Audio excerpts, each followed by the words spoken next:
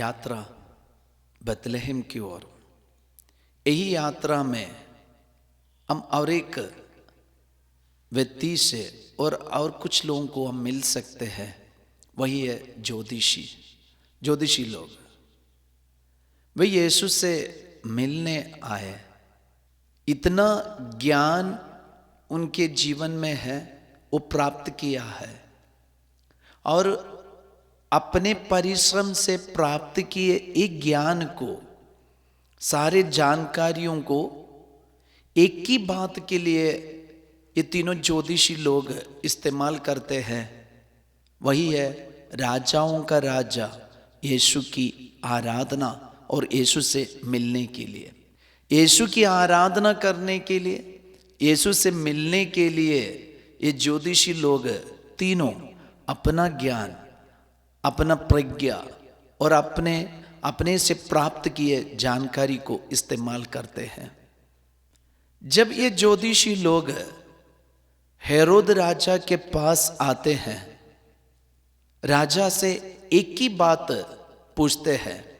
संत मत्ती का सुसमाचार अध्याय 2 वचन 1 और 2 में लिखा है, ईसा का जन्म यहूदिया के बेथलेहम में राजा हेरोद के समय हुआ था। इसके बाद ज्योतिषी पूर्व से यरूशलेम आए और ये बोले, यहूदियों के नवजात राजा कहाँ है? हमने उनका तारा उदित होते देखा, हम उन्हें दंडवत करने आए हैं। तो राजा कहाँ है? ये तीनों ज्ञानियों का, ज्योतिषियों का एक ही सवाल है, राजाओं का राजा का जन्म कहाँ हुआ है? हम उन्हें दंडवत करने आए। तो इनकी बातों से और एक सच्चाई स्पष्ट है। अभी उनके लिए जो राजा है वो सत्य का राजा नहीं है, वो न्याय देने वाला राजा नहीं है, वो शांति देने वाला राजा नहीं है। तो आज ये ज्योतिषों को, ये ज्ञानियों को और खोज करने वाले ये तीनों को चाहिए ऐसे एक राजा जो राजाओं का राजा है, जो सत्य का राजा है, शांति का राजा है। वही राजा हमें मिलना है। शायद ये हेरोद को इतना गुस्सा दिलाया, फिर भी ये ज्योतिषी लोग नहीं डरते। वे अपने अधिकारी के पास जाकर यही सवाल उठाते हैं, यहूदियों का नवजात राजा कहाँ है? आज हमें भी बहुत सारा ज्ञान है, जानकारी है, लेकिन ये ज्ञान, ये जानकारी को हम राजाओं का राजा, शांति देने वाला, वो राजा को ढूंढने के लिए इस्तेमाल नहीं करते। तो हमारे ये ज्ञान से, ये जानकारी से और हमारी इतने बड़े पढ़ाई से क्या मतलब है? अभी ये ज्योतिषी लोग कैसे यीशु को पाए? हमारे जीवन का एक नॉर्मल बात है, जब हम ऊपर देख के चलते हैं, हमारे पापा मम्मी हमें बताते हैं, अरे नीचे देख के चलो नहीं तो ठोकर खाएगा, गिर जाएगा। लेकिन ये ज्योतिषी लोग जस्ट उल्टा काम किया है। वो क्या है? नीचे देख के चलने के बदले वे ऊपर देखकर चलना शुरू किया है। ऊपर देखकर, ऊपर से जो ज्योति आए वही ज्योति, और जो तारा दिखाई दिए वही तारा को देखकर वे आगे बढ़े, इसलिए अपने लक्ष्य स्थान पर वह पहुंच पाए, इसलिए अपने जीवन का मकसद वो पूरा कर पाए। आज हमारे जीवन में भी बहुत सारे लक्ष्य होंगे, लेकिन अगर हम ईश्वर से मिलना चाहते तो ऊपर देकर, ऊपर से आने वाले ज्योति को देकर, वही ज्योति के मकसद में, एक ही बात के मकसद में जीने के लिए सीखना, वही हमें बालक यीशु को बेथलेहम में पाने के लिए मदद करेंगे। और ये ज्योतिषी लोग कैसे यीशु को पाए।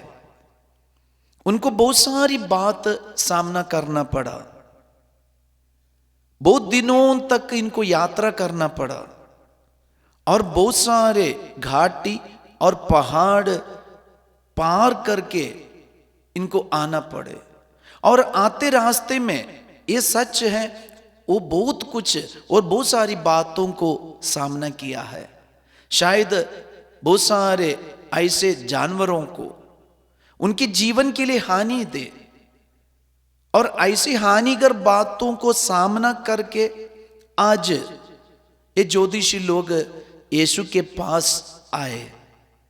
और ये ज्योतिष लोगों के, ये ज्ञानियों के लिए अपने जीवन में एक ही लक्ष्यता, वही है सिर्फ यीशु से मिलना और नवजात राजा यीशु से मिलना और उनके सामने आकर दंडवत करना। इसलिए उनके जीवन में आए सारी मुसीबत, सारी परेशानियों को वो सामना करने के लिए तैयार हुआ। आज हमारे जीवन में ये ज्योतिषी लोग हमें एक बहुत बड़ा लेसन देते हैं। कई बार हम यीशु से मिलना चाहते हैं, लेकिन जीवन में आने वाली मुसीबत परेशानियों को हम सामना करने में फेल हो जाते हैं। सुसमाचार में हम एक व्यक्ति से मिलते हैं, ज़क्केउस। ज़क्केउस अपने जीवन में यीशु से मिलना चाहते थे, लेकिन ज़क्केउस ने कई बार कोशिश किया, शायद नहीं मिला। लास्ट में हम देखते हैं यीशु आने वाले रास्ते के गूलर के पेड़ पर चढ़ के ज़क्केउस इंतजार किया। मतलब लोगों के आगे दौड़ कर गया, लोग आने से पहले। तो आज हमारे जीवन में हम यीशु से मिलना चाहते, ये यात्रा में हम भाग लेना चाहते, हम भी यीशु के मार्ग पर और यीशु आने वाले रास्ते में आगे बढ़ना है, तभी हम यीशु से मिल पाएंगे। लोगों से, बिजी लाइफ से हटकर सिर्फ एक ही मकसद मन में रखकर आगे बढ़ना, तभी हम यीशु से मिल पाएंगे। इसलिए हमारी ये यात्रा बेथलेहम की ओर बाकी सारी बातों को हटाकर यीशु से मिलने के लिए वही मकसद से करने वाला एक यात्रा बन जाए। जब ज्योतिषी लोग हेरोद राजा से मिला, हम देखते हैं हेरोद राजा का दंडवत नहीं किया, लेकिन वही ज्योतिषी लोग जब बालक यीशु, नवजात शिशु, राजाओं का राजा यीशु से मिला, वे यीशु के सामने दंडवत किया, अपने आप को चढ़ाया, अपना समर्पण किया। यही है फर्क। ये एक बहुत बड़ी शिक्षा में देते। सच्चा राजा से मिलने का मकसद में निकले, जब मिला उनके सामने दंडवत किया और नवजात यीशु की आराधना की।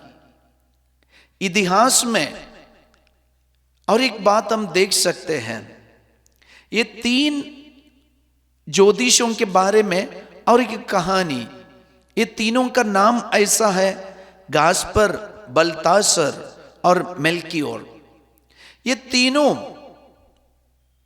ज्योतिषी लोग एक एक समय को रिप्रेजेंट करते हैं, प्रतिनिधि करते हैं। एक गास्पर युवक है, और जब ये युवक ज्योतिषी यीशु से मिलने गए, उसके बारे में कहा जाता है एक युवक यीशु से गास्पर की मुलाकात हुआ, और ये युवक यीशु से ऐसे बातें की कि ये युवावस्था में क्या करना है और कैसे जीवन बिताना है। तो ये दोनों ऐसी बातों की चर्चा की। और दूसरा ज्योतिषी है बल्तासर, वो मिडिल एज का है। ये मिडिल एज का बल्तासर जब यीशु से मिलने गए, ऐसे कि यीशु से मुलाकात हुआ जो मिडिल एज का है, और वे दोनों ऐसी बातों की चर्चा किया कि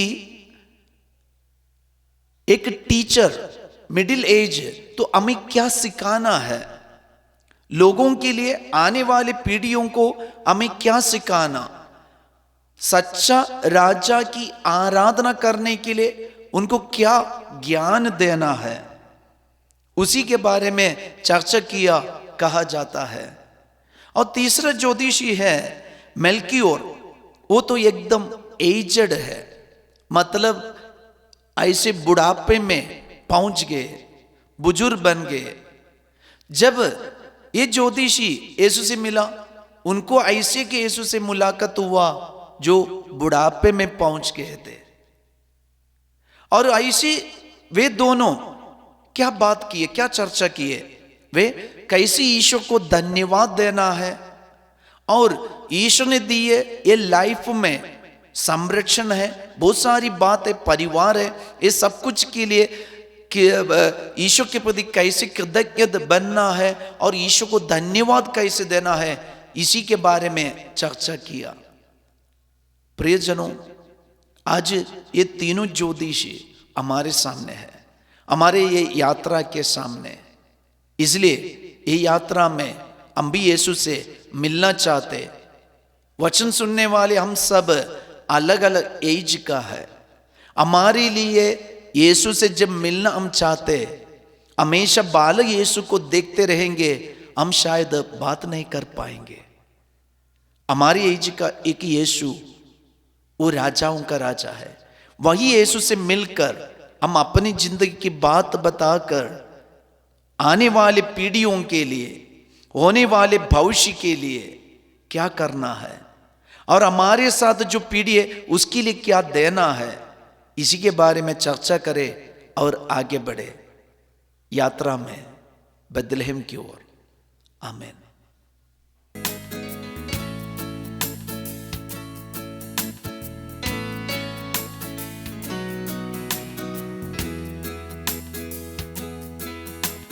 पिता तेरी वंदना करते,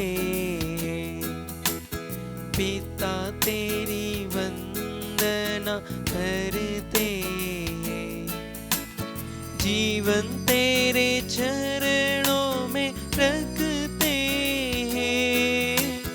हम तुझे प्यार करते हैं यीशु, हम तुझे प्यार करते हैं। प्यारे यीशु, ज्योतिषियों के समान हम भी आपको ढूंढने वाला बन जाओ, आपकी खोज करने वाला बन जाओ। यीशु, मेरे परिवार में मेरे पापा मम्मी, यीशु मेरे जीवन साथी, मेरे भाई बहन, मेरे बाल बच्चे, सब लोग ज्योतिषियों के समान यीशु आपको ढूंढने वाला बन जाओ। आपकी खोज में हम लगे रहे, हमारे जीवन के दुख संकट परेशानी में यीशु सिर्फ आपको खोजने वाले, जब तक आपको ना मिले तब तक यीशु खोजने वाले हम बन जाए। यीशु, हम शक्ति दीजिए, प्रज्ञा दीजिए, ज्ञान दीजिए, आशीष दीजिए यीशु।